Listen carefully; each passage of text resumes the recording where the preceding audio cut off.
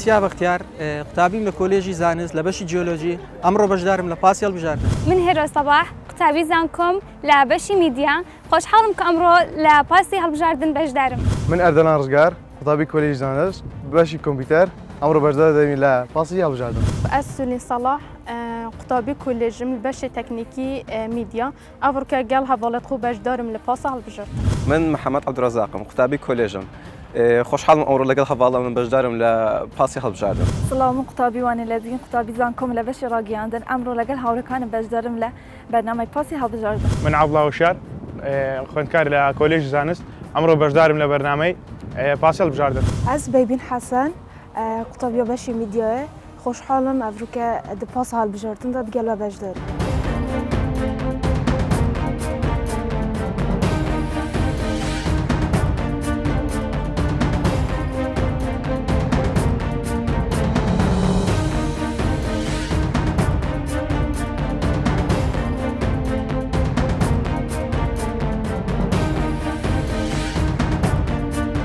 بەڵێ عزیزان سڵاوتان لێبێ من یادگار فایەخم خۆشحاڵم جارێکی دیکە هاتوومەتەوە خزمەتتان لە بەرنمەیەکی دیکەی پاسی هەڵبژاردن. ئێمە تا نزیکی کۆتایی بانگەشەی هەڵبژاردن هەوڵەدەین زۆرترین گەنج و زۆرترین کاندید بەسەر بکەینەوە، بەڵام وەکووە میشە وتومانە ئەستێرەکانی ناو بەرنمەکە گەنجەکانی کوردستانن، ڕاوبۆچوونەکانیان، دنیابینیان، تێڕوانینیان، شێوازی بیرکردنەوەیان لە هەمووی گرنگتر داواکاریەکانیان خەمەکانیان ئەوەی بە کێشەیە زانن و پێیان وایە ئەکرێ لە پەرلەمانی عێراقەوە ئەو کاندیدانەی کە سەر ئەکەون کاری لەسەر بکەن. بۆیە من هەمیشە لە بەرنمەکە زۆرترین کات بە گەنجەکانە بەخشم بۆی بزانین ئەم گەنجانە کە هەمیشە بەرپرسەکانمان ئەڵێن گەنجەکان داهاتووی وڵاتن، ڕابرانی داهاتوون، ئەی ئەوەتانە ئێمە ڕەئیەوە وەرەگرین با بزانین تا چەندە بەرپرسان کاندیدەکان دواتر پەرلەمانتارەکان بە گرنگیەوە لە ڕای گەنجەکان ئەڕوانن و ئەو بەڵێنانەی بە گەنجەکانی ئەدەن تا چەنە دواتر خاوەنی بەڵێنی خۆیانە بن. هەر کە ئێوەم بینی ماشەڵا زۆر گەنج بوون ئەو پرسیارم لا دروست بوو با لە تۆی بکەم. چەند ساڵە تۆ مافی دەنگدانت وەرگرتووە؟ 2 ساڵە 2010 هەرۆژ بووی بۆ ئەوەی دەنگبەی؟ بەڵێ ساڵ 2010 هەستەکەی و دەنگەی تۆ چی ئەگۆڕێ؟ چی پێکرێت؟ کە دەنگمدا ینی ئەوەستەم لەکەم میلۆ مەسەلەن ڕۆژێک لە ڕۆژان ئەوانەی کە بە ناوی مەوە دەچنەوە پەرلەمان ئیشەکمان لەبەوە بکەن. هەستەکەی ئەو کەسەی کە دەنگی پێدەی بەرپرسیارە بەرامبەر بە دەنگەکەی تۆ؟ باڵێ بە تاکید. زۆر باشە، سوپاس دەکەم ئەچمە لای هێرۆ. سوپاس کە لێرە حزۆرت هەیە وەکو گەنجێک خۆت و گەنجەکانی هاوڕێت چی بکەن باشە بۆ ئەوەی دەنگتان سنگ و قورسایی هەبێت؟ بەڕای من هەر کەسێک لە ئێمە هەر تاکێک پێویستە دەنگ بدات بۆ ئەوەی خەمی خۆمان بۆ ئەوەی ئەو شتێک کە پێویستمانە بیگەێنین. چۆن بیگەین؟ ئێمە دەنگ بە کاندیدەکەمان ئەدەین کە بڕوامان پێێتی ئەویش دەنگی ئێمە بگەێنێتە پەرلەمان و ئەو داواکاریانەی کە ئێمە ئەیکەین بۆمان جێبەجێ بکەن. باشە، حتمما لە ناو خێزانەکەی خۆتان کەس و کار کە دەنگیان داوە گلەییان هەبووە لەو کاندیدانەی کە متمانەی خۆیانیان پێبەخشیوە دوایەوەی بوون بە پەرلەمانتار لە ئاست بەڵێنەکانیان نەبوون. وەکو گەنجێک لە ئێستاوە چ چاوەڕوانیەکەت لەو کاندیدە هەیە کە دەنگی خۆتی پێدەی ئەگەر بوو بە پەرلەمانتار؟ من زۆر جار لە ماڵەوە باس ئەکەن بۆ نمونەکە دەنگ ئەدەین دەنگەکانمان هیچ سوودێکی نییە، بەڵام من هیوادارم لەمە بەدووە ئێمە کە دەنگ بە کاندیدەکان ئەدەین دیارە کە ئێمە بڕوامان پێێتی، دیارە کە چاوەڕێی ئەوەی لێ ئەەکەین خەمی ئێمە ئەو داواکاریان ئێمە بگەێنێت. بۆیە من داوا ئەەکەم کە باخەمی گەلەکەمان بگەێنین، باخەمی کوردەکان بگەێنین بە پەرلەمان بۆ ئەوەی داواکاریەکانمان جێبەجێ بێت، بۆ ئەوی وەکو هەر وڵاتێک بتوانین ئێمەش ژیانێکی خۆش بژین یاخود ئەو داواکاریان ئەمانوێت بمان جێبەجێ بێت. هەر بژین بۆ ئەوەی وردە و متمانەیەش بگەڕێتەوە کە لە نێوان دەنگدەر و کاندیدەکان تا ڕادەیەکی زۆر لەق بووە. بە مایکەکە بگەێنی بە کاکە محەممەد. کاکە محەممەد حزبەکان ئەوانەی کە کاندیدیان هەیە و کاندیدەکان کە دواترە بن بە پەرلەمانتار هەستەکەی باشترین ڕێگا بۆ بسەر لە نوێ بنیاتنانەوەی متمانە لە نێوان دەنگدەر و نوێنەرەکان لەکوێوە و بە چ ڕێگەیەک دەست پێیەکە؟ ڕاستی بتنانی حەزبەکان ئەگەر لەنا کوردستان هەرێکە خۆیان جیا بکەنەوە لە کوردستان تا ڕادەیەک باشە هەتا پرۆژەی نوێ بیکەن باش لە کوردستان هەتا حەزبەیەک مەسەلەن پرۆژێکی نوێ دەکاتن هەتا حەزبەکەی دیش بڵێ ئەو وەی کرد ئەم دەبی پرۆژێکی دەست پێ بکەم ینی کێبڕکێ و منافەسە دروست بێ بالضبط ئەمە بۆ کوردستان باشە بەس کە دەستنە پەرلەمانی عێراق دەبێ هەمویان یەک دەنگ بن چکە لە کۆتاییدا هەمومان هەر کوردی هەر بژیت کاکە محەممەد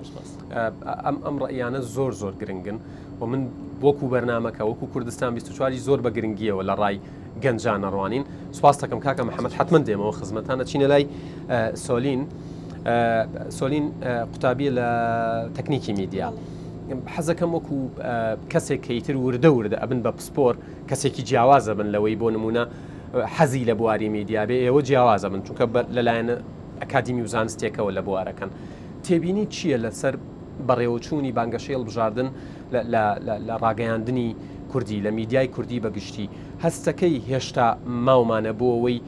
وێنەیەک و نمونەیەکی جوانتری دیموکراسی پیشانی جیهان بین؟ بەڵێ طبعاً کە من وەکو پرۆسەکەی هەڵبژاردنەکە کە دەبینم لێرە جۆش و خڕوشێکی زۆر هەیە لە نێوان کاندیدەکە کە بانگەشە دەکەن هەر کەسە و بانگەشە بۆ حیزبی خۆی و کاندیدی خۆیە کاتن بێگومان وایە هەستەکەی کاتی ئەوە هاتووە کە چی تریتر لە کەناڵەکانەوە دوو کاندید نەیەنرێن بیاندن بە گژی یەکە هاوار بکەن بەسەر یەکترا یەکتر بشکێنن بەڵکو هەر یەکەوە بە شێوەیەکی جوان باسی پلانی خۆی بکات باسی پلانی خۆی بکاتن و تەنها گفتوگۆ نەبی ئێستاوەی لە هاتووە مەسەلەن دوو کاندید یان کاندیدەکانمان لەسەر زۆر شت بانگەشەکەن و بەڵێن ئەدەن و ئاواکەین و ئاواکەین بەڵام لە کۆتەکەیدا ئەو هەدەر ناکەویتن کەواتە تۆ وەکو گەنجێک و هاوڕێکانیشتان حەزەکەم ئەگەر قسەتانە بوو لەسەرەوە قسە بکەن هۆشیارن ئەگەر کاندیدێک وتی بۆ نمونە کارێکتان بۆ کەم ئەزانن کە ئەمە لە چوارچێوەی دەسەڵاتی ئەوانیە تەنها ئەوێت تۆ هەڵبخەڵەتێنێت و دەنگەکە لێوەربگرێ بۆ نمونە و پێشتر باسمان کردو لە پاسەکە بەڵێنیان داوە هاوسەرگیریتان بۆکەین بەڵێنیان داوە جادەتان بۆ قیرەکەین بەڵێنیان داوە نازانم واوە گەنج گرنگە بزانێکە ئەمە لە دەسەڵاتی پەرلەمانتارە نییە ئەمە لە دەسەڵاتی سەر و کۆماری شارڕەنگە نەبێ بۆچی تێبکەوێت بۆچی هەڵبخەڵەتێت ئەوە گرنگە هۆشیاری هەبێ لەو ڕۆوە بێگومان یعنی ئیتر وا هەستەکەم خەڵکەکەش ئیدی چاوڕۆنیەکی وا بینیوە کە ئیدی ئەو بەڵێنانێک کە کاندیدەکان دەیدەن ناوی بەنەسەر یعنی وەی لە هاتووە ئێستا لەم کاتەدا کەسێکی زۆر کەم عنی هەوڵ دەدا کە دەنگ بداتن ئەگە تەماشا بکەین زۆرێک لە خەڵکەکان منداڵی دەنگ نادەین ئەمە بۆچی دەگەڕێتەوە بۆ دەگەڕێتەوە کە بەڵێنەکان یان نابەنەسەر پێشتر بێبەڵێنیان لەگەڵ بێبەڵنیان لەگەڵ کرەوە ئەگەر پێشتر بەڵێنی خۆیان بردبایە سەر ئێستا پێویست نەدەکرد بانگەشش بکرێتن ئەوەندە بە زۆری خەڵک بە پەرۆشەوە ئەچوو دەنگی ئەدا بەڵام کە کاندیدەکانمان پێشتر بەڵێنەکەیان نەبردۆتە سەر ئێستاوەی لە هاتوو عنی بە زۆر دەنگ بە خەڵک ئەدەن وەی لە هاتوو هەتا دەنگ ئەکڕن یعنی بۆ کاندیدەکان وە بکەن با شتێکی وا بکەن کە خەڵکەکە بەخۆ بە حەز و ئارەزووە بچن دەنگی پێ بدەن بە پەرۆش بێتن بۆ بچن دەنگ بکڕن بۆ بانگەشەیەکی ئاوا بکەن کە بکاتە هەرا و یعنی ڕکلام بخۆی بکاتن و ئاوا ئەەکەم با بەڵێنەکانیان بباتە سەر بەجددی ئیدی خەڵک عنی بە پەرۆشەوە دەنگی پێدەداتن هەر بژیت سۆلین خان دەست و چاوت خۆش بێت چمە لای کاگەردەڵان بێگومان ئەگەر مایکەکە بگاتە لای کاگەردەڵان دیارە ئەمە ئەوەی لەم بەرنامە گوزارێت زۆر بابەتێکی گرنگە بۆ حزبەکان بۆ کاندیدەکان وەکو سۆلینە لەڵێت ئەگەر ئەوان لەگەڵ بەڵێنەکانیان ڕازگۆ بن ڕەنگە دواتر هەر پێویستیان بەوە نەبێ بانگەشە بکەن خەڵک خۆی پەرۆشە نوێنەرێکی ڕاستەقینە بنێرێت تا پەرلەمانی عێراق نەک نوێنەرێک کە بێبەڵێنی ئەکات کاکار دەڵان فەرموو ئەگەر بمەوێت زیادکراوی بکەمە لەسەر قسەی ئەو خۆتنە دەمەوێت ئەو کاندیدانە ئێستا بەشدارن تکایان لێ دەکەم کە ئەو بەڵێنانە نەدەن کە مەحاڵ بن بەڕاستی ئێستا خەڵکی مەتی گەشتووە کە لەو چەند پرۆسی هەڵبژاردنە ئەنجام درراوە باڵێنیاندەوە بەڵام جێبەجێ نەکرایە بەڕاستی جێبەجێ نەکرایە و ئێستا خەڵەکەی ئێمە تی گەشتووە دەبی ئێستا بەڵێنێک بدەن کە لە سەرەتاوە سەرەتای پرۆژەکە تا کوتەی پرۆژەکە بگاتە ئەنجامێک بەڕاست باشە کەواتە گرنگە گەنج بزانێت دەنگەکەی ئەتوانێت گۆڕانکاری دروست بکە؟ ئەکید چونکە ئێستا زۆرینەی لەناو هەر هەریمێکان هەر وڵاتێک زۆرینە گەنجن بەڵێ وایە گەنجی هەر گەنجێکیش فکرێک و فکرێکی جیاوازی هەیە و پێشنیارێکی جیاوازی هەیە پێشنیارێکی جوانتری هەیە لەوانێ ببێتە هۆی پێشکەوتنی وڵاتەکە یان ببێتە پێشکەوتنی ئەو بەشەی کە لێ دەخوێنێت ئەو کۆلێژەی کە تێدا سەرکەتوو بێتن بەم شێوەیە کە پێشنیارێکی وا بکاتن معقول بێتن. هەستەکەی کان ئەوانەی پێشتر لە پەرلەمانی عێراق بۆ نمونە پەرلەمانتار بوون لە خولە جیاوازەکان کەمتر توانیویانە سەرنجی گەنج بە پرۆژە ڕابکێشن؟ بەڕاستی هەبووە ینی هەبووە باڵێنیانداوە بەڵام نەگەیانیتە ئەنجام. ئێستا هەبووە لەسەر پرۆسەی مادەی 140 باسییان کردووە لەسەر پرۆسەی مادەی 140 بەڵام هەندێک بوونەوە هەبووە لەسەر ئەم گرفتە ینی هاتنە بوونەوەی پارێزگاری کەرکووک ڕاکەنج بووریان گرفتی بوو خەڵکی کوردی دروست کرد کە بەردەوامیشە و تعریبکردنی بە عەرەب هەتا ئێستاش بەردەوامە. باشە کورد دەتوانێت چی بکات سەبارەت بە مادەی 140 سەبارەت گەڕانەوەی هێزی پێشمەرگە و گەڕانەوەی هێزی پێشمەرگە بۆ کەرکووک و هەموو هێز حیزبەکان بە یەک دەنگ بچن ناو کەرکووک چونکە مادەی 140 چونکە لەوێ زۆرینە عەرەب و تورکمانەکان دژمنی کوردن و زڵدی کوردن دەبێت بە هەمووان بە یەک دەنگ و بە پرۆژەی جیاواز وا لە خەڵکی عەرەبیش بکەین بێتە پشتمان و بێتە پاڵپشتی کوردەکان بە پرۆژەی جوان. سوپاس دەکەم کاکار دەڵانە چمە لای بەبین خان ببین هاوڕێکان زۆر باسی یەک ریزیەکەن تۆش وەکو گەنجێک نەبوونی یەک ریزی یەک دەنگی یەک هەڵوێستی سەبارەت بە مادەی 140 سەبارەت بە پێشمەرگە سەبارەت بە شایستە داراییەکانی جوتیاران وەکو گەنجێک تۆ بێ تااقەتەکە کە بینی پەرلەمانتارەکانمان هەر یەکە و لە ئاوازێکە خوێنێ بگومان مامۆستا ئەگەر ئەم ببینین ئەف پەرلەمانتارێت نوکەل ئەف پەرلەمانتارێت نوکەل پەرلەمانی بدەنگی کەسێکی کوێ وێرێ پڕایۆ من ڕایۆتە پڕایۆ برۆدەرێ من یە کوێ وێرێ ئێدی بەرپرسەش دەنگێمە بۆچی ئەم دیڕۆبین جوش و خڕوشێکی چینە دەنگ دۆنێ دەنگێ خودەین ئێدی ئەو نینەرێمەیە جهەگێ نینەرێمەیە دی بدەنگێمە ئاغڤیدەن بیت مەشیۆنی هەندێ نەبن بچینە جهەگێ ناکوکیێ و مناقشێ و هەر چا بیدیانی چا بێژین مناقشێ لەسەر دەستڤەینانە مافێ خەڵکی خۆ بگەین چینگو ئەو خەڵکێ دیڕابیتن دەنگی خودەتەتە دونینەری وی کەواتە ئەو نوێنەرە بۆ تۆوەکو گەنجێک گرنگە بەلاتەوە کە تەنها بۆ دەستکەوتی مادی نەچێت تەنها بۆی موچەیەکی بەرجێبێ بەڵکو بەڕاستی نوێنەر بێت جهێ داخەیە الکوردستانی کو ئەف تشتێک گەلەگەلەگیە دیارە و هەمی خەڵک ژیە لەسەر ئاگادارە و تشتێکی ڕوون و بەرچۆڤە هەر کەسێکی دیشتە پەرلەمانی دێ بۆ مەسلحەتە خۆچیدن نابێژیجی ئەس بدەنگی کەسێکی هاتی مەوێرێ بدەنگی هەوڵاتی خۆی هاتی مەوێرێ ئەس دەوێتن داوا مافەوی بکەم بەڕەوانیەوەی بکەم. چاوەڕوانی چیت هەیە لەم کاندیدە تازانە چه هەڵەیەکی ڕابردوو دووبارە نەکەنەوە ئەو باڵێنت دەنە خەڵکی خۆ هیویت بکەن ببنە جێ هەندێ ینی کار سەر بکەن جه بینن بۆ خەڵکێکی ئێدی پرۆسا دەنگدانێ یا بەرەفەندێ چیت گەلە یا بزەحمەت بیت خەڵکێک نەشێت بۆ وەریە پێبینیت چینگو هەرچی باڵێنەکە دوە خەڵکێکی جهنە ئینە ئەگەر بجه ئینا بیجی خەمسۆریۆ تێداگیری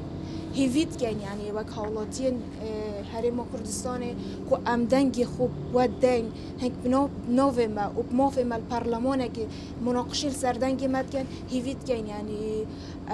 şûyekî baş mafane dengê me bi dest ve bînin. Her bijî zor zor spas Bêmîn Xan Ismaîlî Wanê Xan çend giringa parlamentarekan ke bangeşa kandîdekan ke bangeşakin têbigin lewî ke ewan çin bo Bexda nayene Perlemanî Kurdistan li Hewlêr. Ke zor cares tekî basî komelê ştekin ke peyweste benavxwe Herêmî Kurdistanê li Bexa hiç giringiyekî niye em babeta. سەرتا منەکە قوتابیەک یاخۆ بڵم هەر وەکو کەسێکە یان یەکەم جارە دەنگی خۆمەدە یەکەم جارتە بەشداری هەڵبژاردنەکەی پیرۆزە یەکەم جارە دەنگی هەر بەم بەهۆیەوە ینی زۆر بە پەرۆشم ینی بزانم دەنگ بە کێ دەم و هەروە ینی ئەمەوێتن دەنگم بە کەسێک بدەم کە ینی دەنگەکەم دروست بێت و بزانم کە دەنگەکەم بە فیرۆنە چێت باشە ئەمە بابەتێکی زۆر زۆر گرنگە من نامەوێ بزانم دەنگ بە کێدەی ئەوە حڕیەتی شخصیە بەڵام ئەمەوێ بزانم ئەو کەسەی شەرەفی ئەوەی پێ ئەبڕێت دەنگی وانێ بەدەستبێنێ ئەبێت تایبەتمەندی و مواسەفاتێکی هەبێت سەرەتا یعنی خۆم تەماشای هیچ ئەوە ناکەم کە حزبەکە هەر چه حزبێک بێتن بەڵام ئەوەم پێگرنگە تەماشیکە ئێستا لە هەموو کاتێک نزیکتر بوومەتەوە لەم پرۆسەیە و چۆن بڵێ چوومەتەوە ناوی باشە یعنی تەماشای ئەو شتانەکەم کە بزانم چۆن بەڵێنەکانیان بەجێ دەگەین و هەروەها سوودی یعنی چه کارگەریکی دەبێتن بە تایبەتی من کە خۆم قوتابیم یعنی چه سوودێکی دەبێتن بۆ ئێمە کەواتە تۆ وەکو گەنجێک وەکو قوتابیەک گرنگە بەلاتەوە کە لە ناو بەڵێنەکان بیر لە تۆ کرابێتەوە نەک تەنها بەگشتی قسە بکات بە تایبەت مخاتەبەی تۆ بکات و عقلی تۆ و بیرکردنەوەی تۆ بدوێنێ هەستەکەی ئەمە هەبێ لە ناو کاندیدەکانە یان گەنجیان پشتگوێ خستووە چونکە من یەکەم جارەکە دەنگ بدەم و یەکەم جارەکە چونکە پێشتر هیچ یعنی ئەو هەلم بوو نەرەخستەوە کە تەماشا کارەکانیان بکەن و بزانم چیەکەن و چی ناکەن لەبەرەوە ینی ئەم جۆرەکەم جۆرە بزانم بۆی بۆ جۆرەی ترش بزانم دەنگ بەکێدا دەنگی خۆتت بەلاوە گرنگە باڵێ زۆر گرنگە بەلاتەوە و شەڕیشی لەسەرەکەی کەواتە چی ئەەکەی وەکو گەنجێک یا گەنجان بەگشتی پێویستە چی بکەن ئەگەر کاندیدێک لە ئاستی بەڵێنەکانی نەبوو و دەنگی ئەویشی وەرگرتە بێت سەرەتا ئەبێتن بزانن کە دەنگەکەیان بەکێدەن دەبێ بزانن ئایا شایانی ئەو دەنگەیە کە تۆ پێدەی هەروەها یعنی ئەوێ بیر بکەنەوە کە دەنگدەم بەو کەسە چۆن بڵێ چه کارگەیرێکی دەبێتن بەسەر تۆەوە سپاس دەکەم زۆر سپاس بەشداریەکەت زۆر گرنگ بوو چونکە یەکەم جارە دەنگەدەی کاکە عەبدوڵڵا بێمە خزمەتی جەنابتان گرنگە گەنج هۆشیار بێت لە ڕووە سیاسیەکەەوە بۆی بزانێ لە عێراق چیە گوزەرێ مافەکانی کورد چییە و لەسەر بنچینەیەوە بزانێ کام کاندید بۆ نمونە بەڵێنەکانی ڕنگدانەوەی داواکاریەکانی ئەوە بێگومان چونکە ئەو کابینەیە کە دەستێتە پەرلەمانی عێراق پێویستە وەکو کاک محەممەد وتی یەکریز بن لەبەرچە نەک شکاندنەوەی کاندیدێکیان شکاندنەوەی کاندیدی حزبێک حزبەکانی تر بە هەلی بزانن بیکەنە مەوزوع لە کەناڵەکانیان ئەو شتانە لە باتیەوە دەبی لە پەرلەمانی عێراق یەکریز بن و هەروەها هەتا ئێستا بابەتی گەنج پشتگوێ خوراوە زیاتر لەبەر ئەو وەزعانێکە بەسە کوردستان داهات لە 2014 بەولاوە بەڵامێستاشکر بۆ خوا دۆخەکە زۆر باشە قەیرانەکانمان تێپەڕان بەس هەندێک کێشەمە بابرین لەسەر موچە و ئەشتانە زیاتر بابەتەکان لەسەر موچە بوونا بابرین ئەو جارە ئێستا وەکو خاتوانەیە کە یەکەم جارە متمانە دەبەخشی بە کاندیدێک یان وەک چەندین گەنجیت کە یەکەم جارانە دەنگدەن گرینگە ینی کەسێک هەڵبژێرن کە داکۆچی لە سەمافەکانی گەنج بکاتن لە پەرلەمان عێراق یعنی ئەو جارە شتێکی بابەتێکی نوێ بێتە پەرلەمانی عێراق چکە بەڕاستی ڕێژەیەکی زۆر هەیە کە یەکەم جارە دەنجان دەن و متمانە دەبەخشن پێویستە بێهیوایان نەکەن طبعا پێویستە بێهیوایان نەکەن چ یەکەم جارە متمانە دەبەخشی بە پەرۆشەوە بۆی گۆڕانکارێک لە ژیانیدا دروست بکاتن چکە تازە گەنجە بابرێن پێویستە گۆڕانکارێک لە ژیاندا دروست بکە وەکو خوێنکارێکش طبعا باشە هەستەکەی ئەم هەڵبژاردنە جیاواز بێ لە هەڵبژاردننی پەرلەمانی کوردستان و خەڵکە بێت بە پەرۆشەوە بچێت چونکە بابەتەکە پەیوەست نییە بەوەی چه حزبێکە چێ بابەتەکە بەوەیە کورد چەند نوێنەری دەبێت لەوێ طبعا چونکە وەکو گوتمان ئەوزارە وەزعەکانمان تێپەڕاندەوانی پێشوو ئەوزارە بدەی پرۆژە نوێ بێتە ئارەوە و پرۆژە نوێ لە پەرلەمانی عێراقدا پێشکەشکەن و زیاتر داکۆچی لەسەر مافی گەنج بکەن چونکە ئێستا ڕێژەیەکی زۆر گەنجمان هەیە و تااقەتێکی باشیان هەیە و هەمووش زۆر بەشیان بەهرەدارن پێویستە داکۆچیان لەسەر بکرێت تاکو وڵاتەکەمان پێش بخین بۆی وەکو پێویستیش لە بوارەکانی خۆیانە بخێنە سەرکار هەلی کاریان بۆ دابین بکرێت بۆ موچەیەکی هەبێ بۆی لە بوارەکەی خۆی بچێتە پێشەوە و سەر بکەوێت حەزەکەم زۆر بە کورتی لە یەکی لە یەک ڕستەیە مایکەکە هەر لای کاکە عەبدوڵڵاوە وردە بجوڵێت لە ناو ئەم بەرنمەیە فێری چی بووی چه ئیسیفادەیەکت کرد لەو گفتوگۆیە وڵی ئەو جاریان گەنج ئەستێرە بەرنمەکەیە زیاتر بابرێن جەخت لەسەر گەنج کرایتەوە ئەوان زۆر باش لە بەرنمەیان شتێکی تایبەت بوو سپاس بابچین نایوانێ خان دیارە گەنجان هەرستێرن ئێوەمانێناوە بۆی زیاتر بدرەوشیانەوە لێرە فەرموو هەستەکەی ئەم گفتوگۆیانە سوودی بۆ تەبووەکو گەنجێک بەڵێ بێگومان هەروەها لە هەست دەکەم کە لە چۆن بڵێ کاتژمێنەکان داهاتوودا زیاتر کە کاندیدەکە خۆم ببینی بزانی کە پلان ئاماجەکان چیە لە نزیکەوە ینی کاندیدەکە ببینی زۆر باشە ببین خان شتێکی گەلای گرنگە مامۆستایە و بژین جهێکی دانیشین شینا جهێکی بێدەنگ بینی خوڤە شیرین نا بلا بین مناقشە سەر بابەتی بگەینە ئەنجامێکی کو سباهیە ئەم یعنی ئارام بژین الوڵاتێکی ئارام گرنگە گەنج بێدەنگ نەبێ و دەنگی خۆی هەڵدڕێ من ڕایەخوا هەی هەواڵا من ڕایەخوا هەی بۆچی دێ خۆ بێدەنگەینە خوڤە شیری نا بلا بهێنە دەنگ بلا مافێمەنەیە دەخوارن ئێمە یعنی وەکو بەرنامەکە من وەکو یادگار کوردستان 24 هەمیشە لە خزمەتی دەنگی گەنجانە بێ کاکار دەڵان ئەمە هەستەکەی ئەم جۆرە گفتوگۆیانە گرنگە بۆ ئەوەی گەنج تێبگاکە ئەویش ئەکرێ بەشدارێکی کارای کاری سیاسی بێت بەڕاستی کاگەر دەستخۆشی بۆ بەرنامە جوانەتان دەکەم کە بووە گرنگیکی زۆر بە قوتابیان دەدرێت و دەستان خۆشببی بەڕاستی هیوای گەلن ئەم گەنجانە هیوای گەلن و ئایندەن ئەو حکوومەتینە دەبێت بەکەم لە ڕۆڵی خۆتان نەڕوان بەڕاستی و کاندیدەکانیشمان دەبێت بە ڕێژەیەکی زۆر پشت بە گەنجان ببەستن و بە بیر و ڕایەکانی گەنجان هێرەخان دەستخۆشی بەرنامەکەت لێ ئەەکەم و بەڕێی من زۆر گرنگە چونکە لێرە بە تایبەت لەو بەرنمەیە زۆر گرنگی بە ڕێی قوتابیان و ڕێی گەنجان دراوە و ئەمەش بۆ من جێگەی دڵخۆشیە کە ئەبینم گرنگی بە ڕێی من یاخود گرنگ بە ڕێی هاوڕێکانم ئەدرێت زۆر سپاس دەکەم. کاکەسیە هەستەکەی گرنگە گەنجان زیاتر بهێنرێنە پێشەوە گوێیان لێ بگیرێت باڵێ بە دڵنیایەوە ئێستا من لەو بەرنامەی لەوەی تێگەیشتم کە یەکڕێزی و یەکدەنجی لە پەرلەمانی عراق شتێکی مهمە لەوانەیە زۆرە لە کاندیدەکانمان کە ئێستا باڵێن دەدەن ئەو کا لە پەرلەمانی عراق کە یەکڕێزی و یەکدەنگ نەبوون هەموو پێکەوە باڵێنەکانیشان ناتوانانی بیبەنە سەرەوەختی چونکە یەک کەس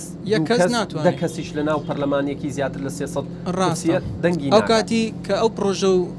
شتانی کە دادەنرێن زیاتر دەچیتەوە لای بەغداد و بە زۆرینە و کەمینە تێپەڕێن سپاس دەکەم سۆلین خان دەستخۆشی بەرنمەکەت لێ دەکەم و دەستخۆشی و بیرۆکەیە کە وات کرد گەنج لێرە ئامادەبیت من لێرە خۆمەک و نوێنەری گەنجەکان دەبینم هەست دەکەم لەم بەرنامەیە و لەم کەناڵە جوانە دەنگمان ئەگەت بە کاندیدەکان و ئیتر ئەوانیش تێگەن کە قسەکانیان تەنها بەڵێنەکانیان تەنها بەڵێن نەبێتن و کردار بێتن. سپاس دەکەم کاکە محەممەد من دووپاتی یەکەمەوە چەند گرنگە ئەوانەی تەمەنێکیان هەیە لە پشتەوە لە باگراوندی شتەکان بمێنەوە بۆ ئەوەی ڕاوێژیان پێ بکرێت و گەنجەکان بێنرێنە پێشەوە چەند گرنگە گەنجیش لە ئاستی بەرپرسیارەتیە بێ لەوەی کە خۆی پێ بگەێنێ نەک بڵێ منیش توانایەکەم نییە و ڕۆڵیشم پێ نادرێت تەبان تۆ توانات نەبێت دەورت پێ نادرێت ڕۆڵت نابێت ڕاستی کاتیادگار سەرتا گەنجەکان وایان بەسەر هاتووە ینی چەند ساڵە مەسەدان هیچ شتێک بۆ گەنجەکان نەکراوە هەلی کار زۆر کەمە کە گەنج خوێندنەکەی تاو دەکاتن دانامەزرێن زۆر خاڵ لەوانە هەنە بەڵام هاوڕەکانم زۆر فۆکەسیان لەسەردانا بۆ ئەو بووکە دەبێت گەنج ببرێتە پێشەوە ینی ڕاستی گەنجەکان داهاتووی ئەم گەلن بەڵام ناکرێت ئێستا ئەمە هەشت گەنجین لەنە ئەوم پاسەیە هەریەکە و خاوەن بیرڕای خۆیتی و ئێوە لە ناو بەرنامەکەشە باسی بابەتی کەسی و شخصی خۆتانتان نەکرد کەواتە نوێنەرایەتی ژمارەیەکی ێژگەڕی گەنج ڕاستە جا ئەم بەرنامە گرنگە بۆ پەرلەمانتارەکان هەنی زۆر گرنگە بۆ پەرلەمانتارەکان چکە گەنجەکان زۆرن گەنجەکان داواکارێک و دوو داواکاری و سێ داواکاریان نیە زۆریان هەیە دەبێت ئەوان بە تێڕوانی نخۆیان کاری باش بۆ گەنجەکان ئەنجام بدەن فۆکەسیان بەتەنیا لەسەر گەنجەکان نەبێتن چکە هەر بەتەنیا گەنجینە لەناو هەرێمی کوردستان دەژین بەڵام گرنگێکی زۆریان هەیە ئەوان چکە ڕێژینەی زۆرینن. سوپاسانەکەم سپاس بۆ تەواوی هاوڕێیان ماندوو نەبن بابەتی زۆر گرنگتان باس کرد ئێستش چارێکێک دەدەقەیەکی دیکە چینە لای کاندیدەکە دیسان کاندیدەکە چاوەڕی پرسیارەکانی ئەوەکە ئێوە توانن گفتوگۆیەک بکەن لە ناو خۆتانە بۆی لەسەر پرسیارەکان و تەوەرەکان ڕێک بکەون و لەوێ یەک دنیا بەڵێنی لێوەرەگرین هەر بژین ماندوونەوە.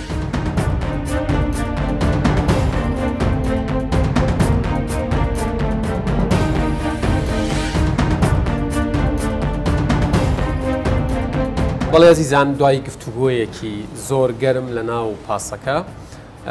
خۆتان نەزانن شێوازی بەرنامەکە وایە لە بەشی دووەم لە پاسەکە پیادا بین و دێنە خزمەتی کاندیدێک بۆ ئەوەی بانگەشەی خۆی بکات وەڵامی پرسیاری ئەو گەنجانە باتەوە و بەنیازن بەڵێنی زۆر چاکرد لێوە بگرن کاگرێواری تر خۆت حازرکە و ئەو گەنجانە وەکو ترێتە میشە داهاتووی ئەم وڵاتن بۆیە من بەو شێوەیە دەست پێیەکەم بچمە خزمەتی کاگرێبوار خۆناساندنێکی ئەوەی ئەو خاڵانەی گرنگە بەلای تۆ کە بینەر بیزانێت دواتریش لە کۆتایی بەرنامەکە حتمما کاتی بانگەشتەکە بڵێ ڕێبوار هادیم کاندیدی ژمارە 22 لە بازنەی سێ لە لیستی پارتی دموکراتی کوردستان ئێستا ئەندامی پەرلەمانم سەرۆکی لێژنەی یاساییم لە پەرلەمانی عراق و ئەندامی لێژنەی هەموارکردنەوەی دەستور بووم لە خولی چوارەم پسپۆڕێکەم یاسایە ماستەرم هەیە لە یاسا و بە نیەتی ئەوەی ئەگەر هاوڵاتیانی شاری هەولێر و جەماوەردەنجی پێداین بتوانین ئەو مەجای کە پێشتر خزمەتمان تێدا کردیە بەردەوام بوو لەسەر کەواتە جارێکی دیکە ئەتەوێ ببیتەوە بە نوێنەری خەڵک لە پەرلەمانی عێراق بەڵێ زۆر باشە من ئەچمە لای سۆلین بۆی وردە هەمیشە وتومانە ئەستێرەی بەرنمەکە ئەو گەنجانن لەوانەوە دەست پێ بکەین و ئەوان یەکی سی چرکەیان هەیە بۆی پرسیارێک ئاراستەی جەنابەت بکەن من پرسیارەکان ئەنووسمە و تەدوین یەکەم لای خۆم دواتر ئەم چوارە بەجیا و ئەم چواری دەستە چەپیشم بەجیا وەڵامیانە دێن فەرموو سۆلین سەرەتا بە خێراتنی جەنابەت دەکەم خۆشحاڵم کە ئەمڕۆ لەناو گەنجدای و لە نزیکەوە گفتوگۆ ئەەکەین دەمەوێت پرسیارەکەم ئەوە بێتن جەنابەت کە پێشتر وەکو پەرلەمانتار بەشداری لە پرۆسی هەڵبژاردن کرد و دەرچوو بووی بە پەرلەمانتار پرسیارەکەم لێرە ئەوەیە تا چەند ئەو بەڵێنانەی کە داوتە توانیوتە جێبەجێ بکەی لە خلالی ئەو هەموماوەیە چییە؟ پرسیارەکەی من ئەوەیە کە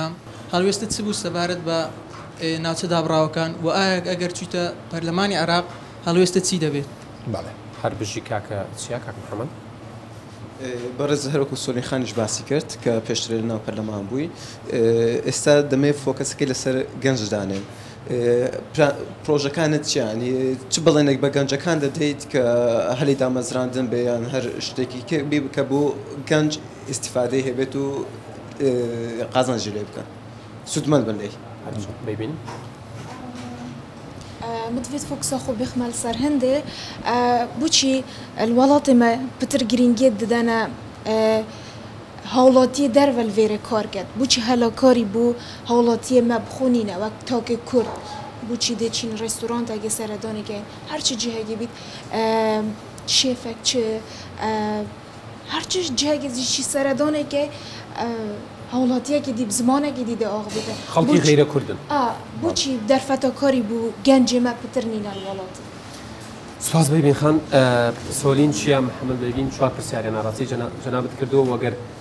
تێبینیش بکەی زیاتر ئەوان بە شێوەیەکی سەرەکی تەرکیزیان لەسەرەوەیە ئەم کاندیدانە ئەگەر بوون بە پەرلەمانتار و دواتریش حزبەکانیان ئەتوانن چی بۆ گەنج بکەن با لە پرسیارەکەی سۆلینەوە دەست پێ بکەم دیارە ئەو پرسیارەکەی بۆ سیفەتە لە جەنابەت کرد کە پێشتر متمانەی خەڵک و دەنگدەرت بەدەستێناوە بووی بە پەرلەمانتار نوێنەرایەتی خەڵکت کردو ئەڵێ ئەو بەڵێنانە چی بوو طبعا تێبینیان زۆر بوو لەسەر بەڵێنی کاندیدەکان ئەوانەی کە بەڵێنێک شەدەن کە ئەسڵ لە چوارچێوەی دەسەڵاتی ئەوان نیشانەیە خۆتان باشتر ئەزانن چیتان کردووە پێشتر کە بایی ئەوە بێت خەڵکجارێکی دیکە بنێرێتەوە بۆ بەغداد بەڵێ دیارە ئەو بەڵێنانی کە ئێمە وەکو کاندید جارەکەی دیکە ئەو جارش بەڕاستی بە خەڵکی دەدەین و بە دەنگدەری خۆمانی دەڵێن کە دەبێتە دوو شێوە بەڵێنێکیان لە چارچێوەی کاری پارتەکەی خۆمانە ئەوەیە کە بەرنامەی کار و بەشداری هەڵبژاردننی پێ دەکەین لە ساڵی 2010 کە بەشداری هەڵبژاردنمان کرد بەرنامەی کاری ئەو کاتەمان دیار بوو کۆمەڵێک بابەتی تێدا بوو یەک لەو بابەتانەی کە زیاتر بابەتە یاسایی و دەستوریەکان بووە من وەکو پسپۆرەکەی خۆم زیاتر لەو مەجالە ئیشم کرد و معلومە بەرنامەی کارت لە چەند خاڵێک پێک دێ هەر ئەو کاندیدانی کە دەبنە ئەندامی پەرلەمان و دەبنە نوێنەری خەڵکو لە لیستەکەی ئێمە هەر کەسەوە بە جێرەی پسپۆری خۆی ئەو بوارە وەردەگرێت کە دەتوانێت کاری لەسەر بکە بابەتی یاساییەکانە من زیاتر اختیارم کرد بە حکمی ئەوەی کە من بوومە ئەندامی لێژنەی یاسایی و پاشانیش سەرۆکی لێژنەی یاسایی بوو ئەو بەڵێنانی کە بە خەڵکماندا بوو کاتی خۆی بابەتی دروستکردنی مەجلیسی ئیتیحاد بوو لە پەرلەمانی عراق ئەو بابەتەی کە ئەنجومەنی هەرێمەکان لە مادەی 65 و مادەی 48 دەستور باسی لێوە دەکرێت من پێم وە بوو ئێمەی کاندیدانی پارتی وا ڕاهاتوون دائیمەن بەرامبەر بە دەنگدەری خۆمان دەبێت بەڵێنەکانی خۆمان جێبەجێ بکەین کاری یەکەممان ئەوە بوو لەسەر ئەو بابەتە پێشنیازە یاسامان ئامادەکردنی پێشنیازە یاسایەک لە ئەوی بتوانین ئەو مؤسسەیە کە تا ئێستا دروست نەبووە و دەستگای ئەو با بڵێن ئەنجومەنی هەتا ئێستا دروست نەبوو بتوانین دای بمەزرێنی ماوەی 6 مانگ خەریک بووین نمونەی یاسای زۆربەی وڵاتانی دنیامان وەرگرتینامان لە شێوەی پێشنیازە یاسایەک وەکو کوتلەی پارتی دموکراتی کوردستان و ئێمەش ئامادەمان کرد و دامانە پەرلەمانی عێراق و کاری جدیشمان لەسەر کرد دەتوانین بڵێن بۆ ئەساسێک لە ئەوەی بتوانین لە داهاتوودا کاری لەسەر بکەین و بتە یاسا و بە یاسا بکرێت پاشان مؤسسەکەدا بمەزرێنێ ئەوە ئەگەر بێن باز لە ئەو بەرنامانە بکەین کە لە ناو کاری بەرنامەی حزبەکەی خۆمان داهاتوو بەڵام ئەگەر لەسەر مستەوای تاچیش باس لەوە بکەین شیعاری من کە لە هەڵبژاردنەکانی پێشووتر ئەوە بوو کە لاوانە بیر دەکەینەوە لاوانەش کار دەکەین ئەوە بوو کە نزیکی من لە بحکمیەوەی کەم پێشتر ئەندامی یەکێتی قوتابیان بوویمەوە ئەندامی یەکێتی لاوان بوو نزیکی من لە لاوان وای کرد کە ئەو بەڵێنە بە خەڵک بدەم لە هەمیشە لە وەرزشوانەکان نزیک بوویمە لەسەر مستەوای کەسی دەتوانم بەڵێنی دیکە بڵێن بە خەڵکمدا بوو جێبەجێشم کرد کاتی خۆی لە هەڵبژاردنەکانی پێشووترە من ئەوم بە خەڵک گوت ئەگەرم بمە ئەندامی پەرلەمان 150 ڕاتبی خۆم دابش دەکەم لەسەر ئەو کەسانی کە پێویستیان پێێتی کەم ئەندامان بینابینایان بیتالاسیمیابی ئەوەی کە لە کۆمەلگا پێویستە و لە ڕێکخراوەکانی خۆمان ئەوەی کۆمەلگەی مەدەنی لە هەولێر خۆشببختانە توانیم ئەو کارێ ئەو بەڵێنی کە بە خەڵکمدا بوو 150 ڕاتبەکەی خۆم لە ماوەی ڕابردوو دابش کرد و دەشکرێت لە پەیجەکەی من لە فەیسبوک بگەڕێنەوە ئەو ماوەی کە لە 3 ساڵی ڕابردوو هەر چەند مانگجارێک نیوەی ڕاتبەکانم چەند مانگێک دەکردەیەک و دابشم دەکرد بەسەر خەڵکدا کەواتە ئەوە وای لە من کرد بتوانم جورئەتی ئەوم هەبی جارێکی دیکە بێمەوە پێش جەماوەری خۆم و پێیان بڕێم ئەمن کاندیدم چونکە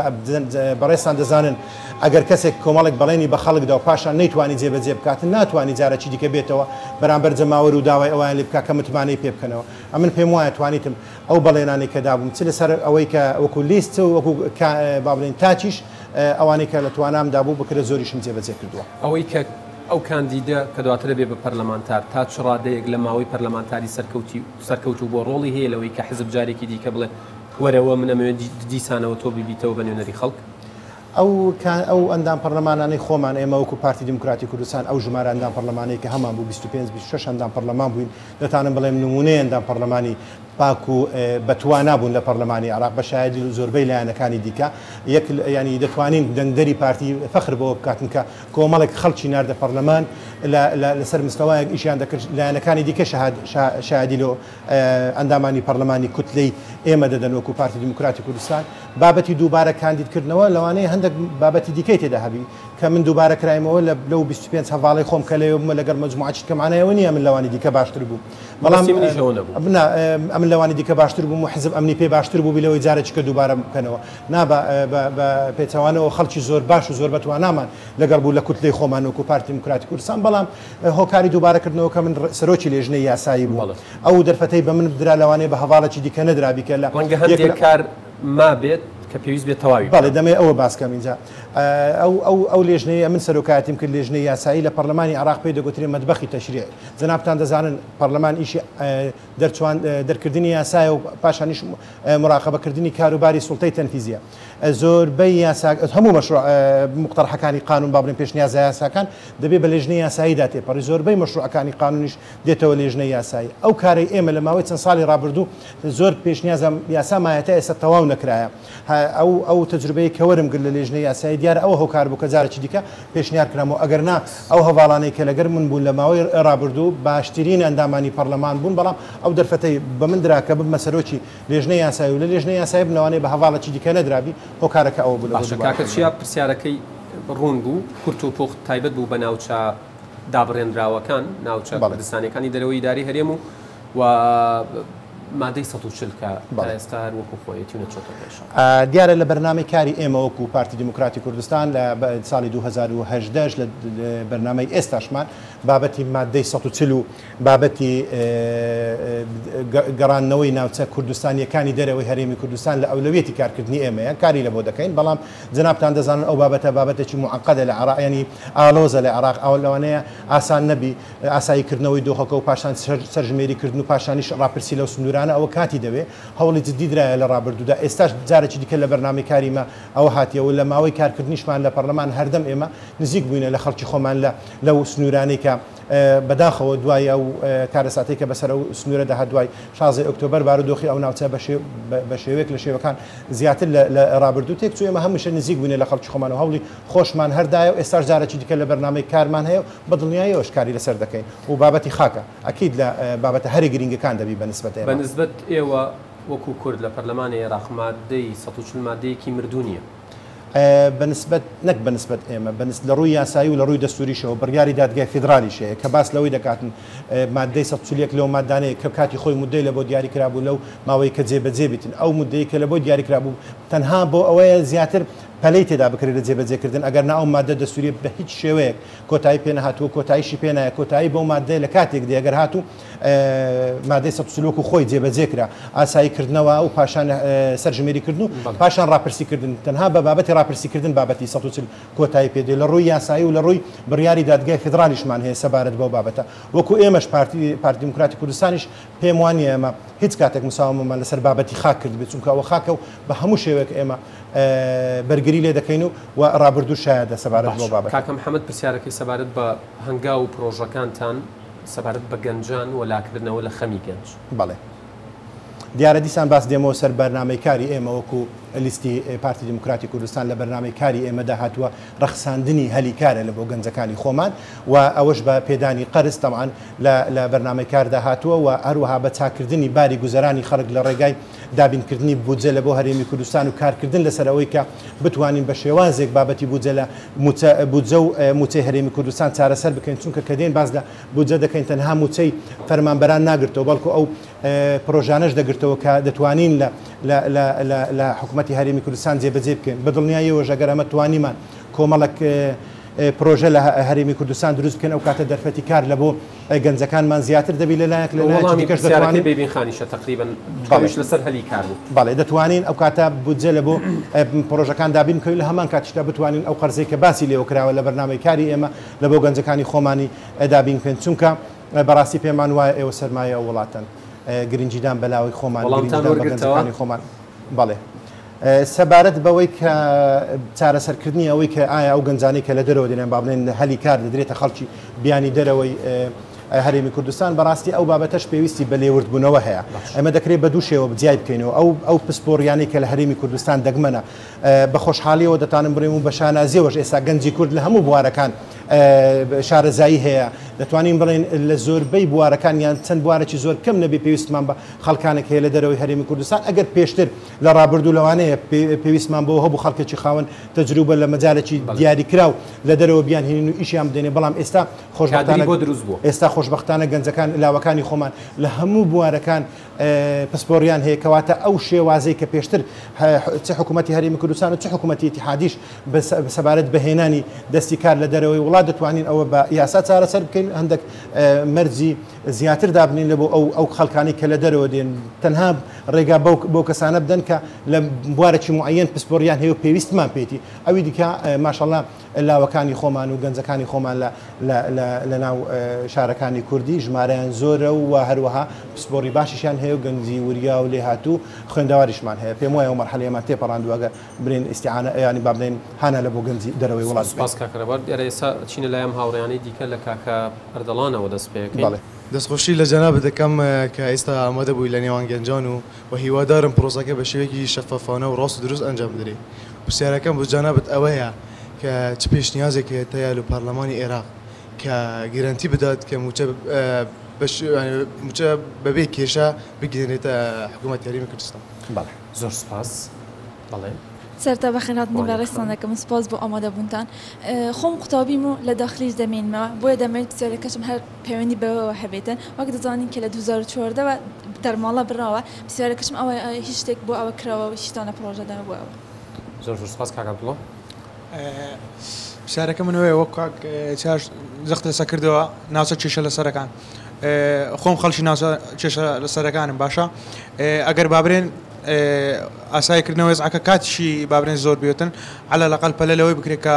هێزی پێشمەگەر بگەڕێتەوە ناوچە کێشە لە سەرەکان چونکە بەڕاستی وەزع لە ئێستا حالیان لەوێ زۆر غێر مستەقڕە. دەست و چاوت خۆش کاکە عەبدوڵڵا هێرۆخان. خۆشحاڵم بۆ لە نزیکەوە ئەتوانم داواکاری خۆم بگەێنم ئەمێ بپرسم هیچ پرۆژێکت هەیە بۆ کەرتی ژینگە من وەکو گەنجێک ئەگەر بەراورد لە عێراق کە عێراق بەگشتی بەراورد بکەم بە وڵاتانی تر ئەبینم جیاوازیەکی زۆری هەیە لە ڕووی پاک و خاوێنی ژینگە ئەمێ بزانم هیچ پرۆژێکت هەیە لەسەر کەرتی ژینگە زۆر زۆر سپاس بە لە پرسیارەکەی هێروخان باس پێ بکەین. ئەو پرسیارەی خیرم زۆر بەدڵ بوو ئێمە لە لیستی خۆمان لیستی پارتی دیموکراتی کوردستان لە بەرنامەی کار دا بابەتی ژینگە باسمان لێەوە کردووە بەڕاستی یەک لەو بابەتانەیە ئەمە ئەگەر مقارنە بکەم بە بەرنامەی کاری زۆربەی لیستەکانی دیکە کەم کەسەیە گرنگی بەو شێوەیە بە بابەتی بیئەدابی و بابەتی ژینگەدابی ئێمە بە خۆشبەختانە لە ناو بەرنامەی کارماندا هەیە کە ژینگەی شار و ژینگەی لادەکان دەپارێزین بابەتی ژینگە خاتون لە مادەی 33 لە دەستوری عراقی باسی لەوە دەکاتن هەموو تاکەچی عراقی مافی ئەوەی هەیە لە ژینگەیەکی خاوێن بژی و حکوومەتیش مکلفە بەوەی کە بتوانێت ئەو بیئە لە بۆ تاچی عراقی دابین بکاتن کەواتە ئەو بابەتێکی دەستوریە جێبەجێنەکردنی یان با بڵێن ئیهمالکردنی ئەرکە دەکەوتە سەر حکوومەتی ئیتیحادی لەو بابەتە دەبی گرنگی تایبەتی پێ بدا لە هەموو ئەو بارانەی کە تایبەتن بە ژینگە ساڵانە دەبی بودجەی تایبەتی لە بۆ تەرخان بکرێەوە لە ئەو بودجە تایبەتە هەرێمی کوردستانیش دەبێ پشتی خۆی هەبێت چونکە جەنابتان دەزانن ئێستا بەرەو ینی ئەوانەی کە مختصن ئەوانەی کە تایبەتمەندیان لە بواری ژینگەدا هەیە ینی بەداخەوە هەواڵی دڵخۆشکەریان پێنیە لەبارەی ژینگەوە بە تایبەتی لە عراق ئێستا بەرەو بارودۆ خۆک دەڕۆین کە تەمەنا دەکەم ئەمە پێشوەخت ڕێی لێ بگرین لێ لە بۆ بەگەڕانەوە لە بۆ بابەتە دەستوریەکان من وەکو ئەندامی پەرلەمان دەتوانم لە ڕێگای ئەو دەورە ڕقابیە کە لە مستقبل هەیتم داوا لە حکوومەتی ئیتیحادی عراقی بکەم کە مادە 33 دەستور جێبەجێ بکاتم لە فقرەی باکە باس لەوەی دەکاتم دەرێ دەبی حکوومەتی ئیتیحادی ئەو ژینگە پاکە لە بۆ هاوڵاتیانی عراقی دابین بکاتن و دەشگەڕێنەوە سەر بەرنامەی کاری خۆمان لە بەرنامەی کاری ئێمەشدا بابەتی ژینگەیەک لە بابەتە هەرێ گرنگەکانە زۆر باشە وانێخان پرسیارەکەی لەسەرەوە بوو کە گەنجەکانمان بەشێکی زۆریان خوێندکار و قوتابین هەندێکی باشیان لە بەشە ناوخۆیەکان دەژین دەرماڵەیەکی کەم هەبوو بەڵام خراپ نەبوو ئەویش نەما ئێوە وەکو پەرلەمانتار لە داهاتووە ئەتوانن لایەک لەم خەمەی گەنجان بکەنەوە بدەمەوێت بە دوو شێوە جوابی دەمەوە یەکەمیان مەوزوعی دەرمانەکەی کە هەیە دیارە بە حکمی ئەو بارودۆخە ئابووری خراپەیەوە حکوومەتی هەرێمی کوردستان لە ماوەی ڕابردوو پێدا تێپەڕی بە حکمی هاتنەخواری نرخی نەوت و هەروەها قەتکردنی موازنەی هەرێمی بابلێن بەشە بودجەی هەرێمی کوردستان لە بەغدا حکوومەتی هەرێمی کوردستان لەوانەیە هاتنی داعش و نەیتوانی بەو شێوەیە کە ئەو کۆرۆنا بەڕاستی نەخۆشی کۆرۆناشێک لەو بابەتانە بوو نەیتوانێت بە شێوەی پێویست وەکەوەی کە پێشتر دەرمارە هەیە بەسەر قوتابیانی خۆمانی دابش بکاتن دەتوانین برێن جوابی ئەو پرسیارە لەوە دێتن ئێمە وەکو ئەندامی پەرلەمان بتوانین بەشە بودجەی هەرێمی کوردستان بە شێوەی ڕێک و پێک دابین بکەین لەوەویش بتوانی هەم موچە و هەم پرۆژەکانی خۆی و هەم بابەتی قوتابیانیش بەڕاستی چارەسەر بکە بابەتە چی دیکە هەیە دەمەوێت لەسەر قوتابیانی شارەتی پێ بدەمەویش بابەتی خوێندنی قوتابیانە لە دەرەوەی وڵات ئەو بابەتە زۆر گرینگە ساڵانە جێمان لێ دەبێ ژمارەیەکی زۆر لە ئەندامانی لە قوتابیانی ناوەڕاست و باشووری عراق لە بۆ خوێندن دەچن لە دەرەوە خوێندن تاوا دەکەن بەڵام ئەو بەشەی هەرێمی کوردستان نادرێ لە بەرنامەی کاری ئێمەدا هاتووە ئەو دەستەی کە زمانی مشارەکەکردنی هەرێمەکان و پارێزگاکان دەکاتن لە حکوومەتی ئیتیحادی کە لە مادەی 105 دەستور باسی لێوە دەکرێت ئێمە کار دەکەین لەسەر دامەزراندنی ئەو دەستەیە لە پێشتر یاسای پێدەرچووە لە بۆ دامەزراندنی کاری ئەو لەستەیە ئەوە دەبیتن کەەوە ئەندامانی بابلین بەشی ئەندام خەڵکی کوردستان بابلین کوردستان و ئەحزابی کوردیەکانیش مشارەکە دەکەن لە پێکینان و بەڕێوەبردننی ئەو دەستەیە لەگەڵ خەڵکی بەشەکانی دیکەی عراقی پێکەوە ساڵانە بە جێرەی پلانێک ئەو ژمارەی قوتابیانی کە دەنێردرێنە دەرێ ئایا ژمارەیان چەندە و هەرێمی کوردستان چەندی بەبەردەکەوی بە جێرەی ئەو ژمارەیە قوتابیانی هەرێمی کوردستانیش مافی ئەویان هەبی بۆ ئەوی ساڵان تووشی ئەو گرفتە نەبین ئایا ژمارەی ئەو قوتابیانەی کە دەنێردرێنە دەرێ چەندە پشتی هەرێمی کوردستان چەندە کە چەندی ساڵ هەریچمان نەدیتە بەڕاستی سەبارەت بە هەرێمی کوردستان زۆر باشە ئەویان بابەتێکی ێژگار گرنگ بوو چونکە چەندین ساڵە بڵین قوتابی و خوێندکاری کورد لە دوای زانکۆ بۆ ماستەر و دکتۆرە بە یەک دنیا معازار یعنی معانات و یەک دنیا ئازارە تێپەڕێ ناچارە لە سەرگیرفانی خۆیان کارە بکە بەڵام لە ناوەڕاست و خوار و عێراق و لە بین ئەوان تا ئێستا بەردەوام من و بودجەشیان بۆ تەرخانەکرێت و پارەیەکی زۆر باشیان بۆ سەرخانەکرێت و سوودمەند دەبن بەرنامەی کاری ئێمەدا هەیە ئەوە هەیە ئێمە گرنگیمان بە بابەتی قوتابی و بە ئەوە زۆر موینە پرسیارەکەی کاکەر دەڵم پرسیارە خەمێکی گشتیە و نیگەرانیەکی گشتیشە ئایا بابەتی موچە دیسان مەترسی ئەو بودجەی ئەنێرێت کە بودجیتیا بڵێن موچیتیا دەرخان بکرێت و دابین بکرێت مەترسی لەسەر دروستە بێتەوە و کورد ئێوە ئەتوانن لە بەغا چی بکەن بۆەوەی ئەم باسە هەموو ماوەیەک جارێ دووبارە نەبێتەوە و پێدانی موچە نەبێت بە موژدە چیتر بەڵێ دیارە بابەتی موچە بەڕاستی ئێمە بەرنمەکەمان بە شێوەیەک داڕشت و هەر ئەوە نییە بودجە لە بۆ هەرێمی کوردستان دابین دەکەین بەرنامە ئێمە بەرنامەی واقعیە لەسەر ئەساسێکدانرایەوە بۆ سوود وەرگرتن لە تەجروبەی ساڵانی ڕابردوو کە باس لەوەی دەکەین بودجێ هەرێمی کوردستان دابین دەکەین ئێمە ئالێتێکمان دیاری کردو ئالێتێکی دەستوری بە شێوازێکی یاسایی و دەستوری بتوانین ئەو مافە لە بۆ هەرێمی کوردستان دابین بکەین و ساڵانە خەڵکیمە تووشی ئەو دڵە ڕاوچەیە نەبی لە یەک لە فقرەکانی بەرنامەکاری ئێمەدا باس لەوەی دەکرێت ئێمە هەوڵ دەدەین سەرژمێری لە عراق ئەنجام بدرێت بابەتی سەرژمێری بابەتێکی ئیتیحادیە لە مادەی ١٠٠ دەستور باسی کردێ لە بابلین لە اختصاصاتی حکوومەتی ئیتیحادیە ناتوانانی هەرێمی کوردستان بیکە ئەگەر هاتو ئێمە سەرژمێریمان ئەنجامدا لە عراق ئەو کاتە دەزانین ژمارەی دانیشتوانی هەرێمی کوردستان چەندە یەک لەو کێشانێک کە هەتا ئێستا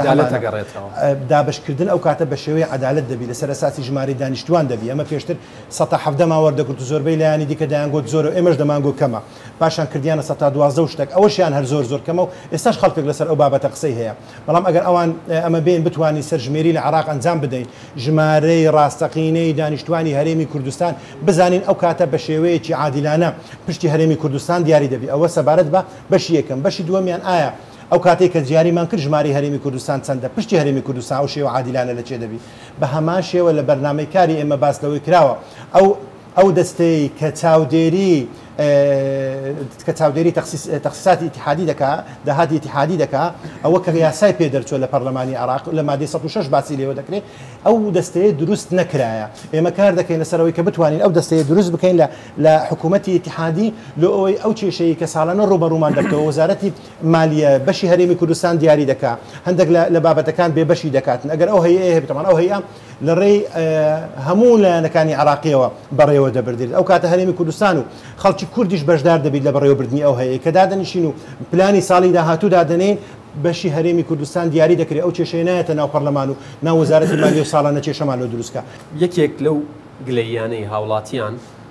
لەو کاندیدانە دەکرێت کە دواتر دەبن بە پەرلەمانتار ئەوەیە ئەڵێن کە ئەچنە بەغدا ئێمەیان بیر نامێنێتەوە من ئەمەوێ بزانم بۆی من ناحەقی بەرامبەر بە پەرلەمانتارەکانیش نەکەم وەڵامێکی پڕ ئینسافم دەست بکەوێتەوە پەرلەمانتار لە پەرلەمانی عێراق بەتەنیا هیچی پێکرێت و کورد لە یەک نەبوون لە پەرلەمانی عێراق باجی گەورەی داوە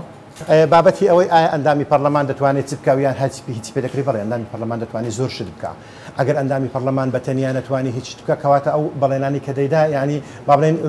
بوون و نەبوونی لە پەرلەمان گلەیەکانی خەڵک حەق دەمەوێت بە ئەوە جوابی بدەمەوە ینی بە وردی جوابی پرسیارەکەت دەمەوە ئەندامی پەرلەمان دەتوانێت بە تاکشت بکە مەسەرەن دەتوانێت پێشنیازە یاسا ئامادە بکە لەگەڵ هەندێک لە هەواڵانی خۆی تەنسیق بکات دەتوانێت ئەو لەو کوتلەی کە تێدایان لەگەڵ کوتلەکانی دیکە بتوانێت ڕێکەوتن بکاتن یەک نزیک بوونەوە دروست بکاتن و ڕێی دروست بکات لەسەر ئەو یاسانی کە پێویست لۆبی بۆ بکە ئەو یاسانی کە پێویستە و دەتوانێت بە تەنها چاودێری حکوومەت بکاتن ئایا یاساکانی وەک خۆی جێبەجێ کردووە یا وەک خۆی جێبەجێ نەکردووە پرسیار ئاراستەی حکوومەت بکات دەتوانێت کەواتە ئەندامی پەرلەمان وەکو تاچیش دەتوانێت شت بکات وا لەناو ڕۆڵی گرنگەوە لەناو کوتلەکەی خۆشی بەڕاستی دەتوانێت زۆر شت بکات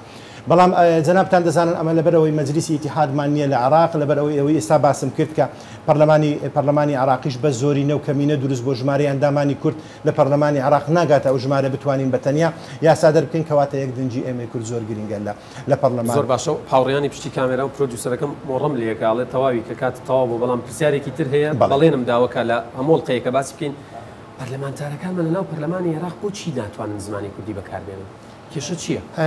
پەرلەمان مادەی 4 دەستور باس لەوەی دەکاتن کەوا زمانی کوردی و زمانی عەرەبی هەردووچیان زمانی ڕسمی لە عێراقدا کەواتە هەر کەسێک لۆی هەیە لە پەرلەمانی عێراق لە حکوومەت لە دادگاکان لە هەموو مؤسساتی حکومی بە هەردوو زمانی عەرەبی و بە زمانی کوردی قسام بکە و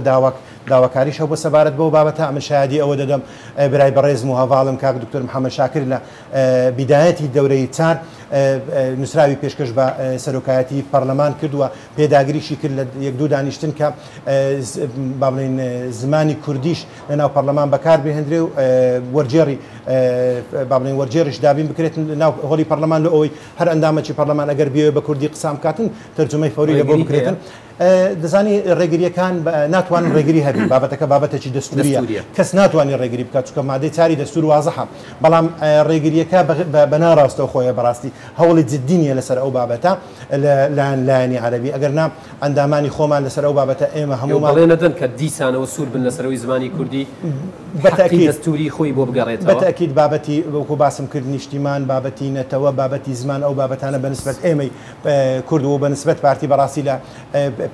ئەولەویەتی کارکردنمان دەبێەوە بەڵێنی ئەوەش دەنجارێکی دیکە ئەگەر گەڕینەوە پەرلەمان وەگەر متمانەی ئێوەتان بە مندا کاندیدی ژمارە 22 بازنەی سێ ئەگەر توانیم سەر بکۆم لە بۆ پەرلەمان یەک لەو بابەتانی کەوا داکۆچی لێ دەکەم و دەهێنمەوە ناوەڕی پەرلەمان ئەوە بابەتی زمان بیتن و بابەتەکانی دیکەش دەرفەتێکی دیکەش دەدەمێت زۆر بە کورتی سەیری کامێرا بکەی سەیری بینەران بکەی سەیری ئەو کامێرایە بکەی بە بینەر بڵێ بۆ ئەبێ دەنگ بە تۆ بدەن ڕێبوار هادیم کاندیدی ژمارە 22 لە بازنەی سێ بەڵێنی ئەوە بە هاوڵاتیانی خۆم دەدەمکەوە ببم بە پێشمەرگا و بەردەوام بم لە داکۆچیکردن لە مافی ڕەوای گەلەکەم لە مافە نیشتیمانی و مافە نەتەوەیەکان و جارێکی دیکە بە هەمان گوڕوتین و ڕحیەتی پێشووتر و لەگەڵ ئەو تەجروبەیە کە لە خولی چوارەمی پەرلەمان هەبوو بتوانم لە خولی پێنجەمی پەرلەمانیش درێژە بەکارەکانی خۆم بدەم و هیچ کاتێک مساومە لەسەر مافە دەستوری و مافە نیشتیمانەکانی گەلەکەی خۆم نەکەم زۆر زۆر سپاس کاکرێبەر ماندوونە بن سەرکەوتوو بن سپاس بۆ گەنجانەش بە ناوی ئەوانیشەوە کە لەگەڵ من پێشکەشکار بوون و ڕێزی تەواوی هاوکارانم لە پشتی کامێرا پێتانەڵێین ئێوە و کوردستان لە ئەمانەتی خوادا.